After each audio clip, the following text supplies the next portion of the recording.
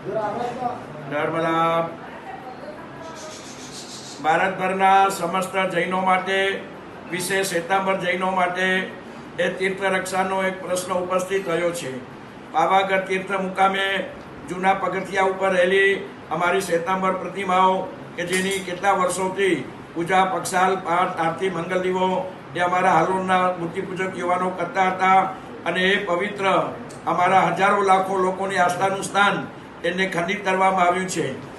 ભારત સરકાર અને ગુજરાત સરકાર કોઈ રીતે પણ આ અત્યાચારને અટકાવે અને આ રીતે આવું અમારું પ્રાચીન શ્રદ્ધાનું સ્થાન એને ખંડિત ન કરે, ન કરવા દે અને આ ઠેકાણે જગ્યા અર્પણ કરી અને કોઈ કાલાંતરે અમારી આ શ્વેતાંબર મૂર્તિઓ એને ઉખેડીને પગથિયામાં જડવામાં આવી હતી.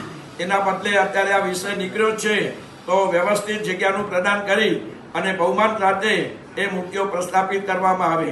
ભારતભરના જૈન સંઘને અને સમસ્ત શ્વેતાંબર મૂર્તિ પૂજકના આગેવાન અને સંસ્થાઓને એક હૃદયપૂર્વકની વ્યથાભરી અપીલ છે કે આ આપણા મૂર્તિઓનું અને સ્થાનનું ખંડન કરવામાં આવ્યું છે એના માટે સજાગ રહી અને સુંદર સક્રિય કાર્યવાહી કરે અને સમસ્ત જૈન સમાજ અને તપસ્વીઓને આરાધકો એવો સુંદર મંગલમય જાપ કરે કે જેનાથી આ એક સુંદર સમાધાન ભર્યો રસ્તો મળી રહે અને કાયમને માટે આ વિટંબણા અને જે આસાધના છે તે દૂર થાય એવું કરવા માટે હું ભાવભરી ભલામણ કરું છું.